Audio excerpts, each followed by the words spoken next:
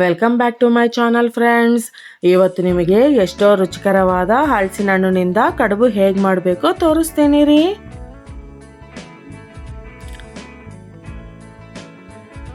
ಎರಡು ಕಪ್ ಹಲಸಿನ ಹಣ್ಣನ್ನ ಸಣ್ಣದಾಗಿ ಹಚ್ಕೊಂಡು ಒಂದು ಜಾರ್ಗೆ ಹಾಕ್ಕೊಳ್ಳಿ.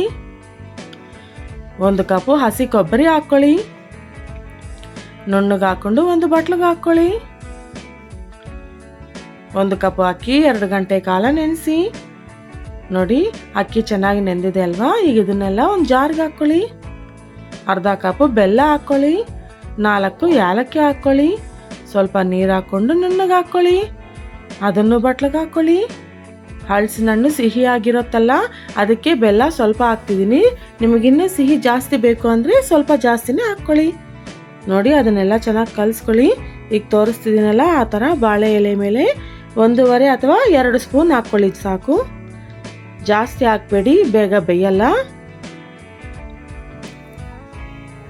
ಈ ಥರ ಮಡಚಿ ಒಂದು ತಟ್ಟೆಯಲ್ಲಿಡಿ.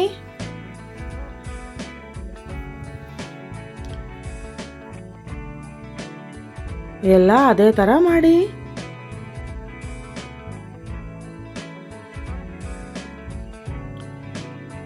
ಒಂದು ಇಡ್ಲಿ ಪಾನಲ್ಲಿ ಈ ಥರ ಇಟ್ಕೊಳ್ಳಿ. 25 ನಿಮಿಷ ಬೇಯಿಸಿ, ಹೈ ಫ್ಲೇಮಲ್ಲೇ ಬೇಯಿಸಿ. ನೋಡಿ, ಹಲಸಿನ ಹಣ್ಣು ಕಡುಬು ರೆಡಿ. ನೀವು ಒಂದ್ಸಲ ಟ್ರೈ ಮಾಡಿ, ತುಂಬ ಚೆನ್ನಾಗಿರುತ್ತೆ. ಇಷ್ಟ ಆದರೆ please like, share, comment and subscribe.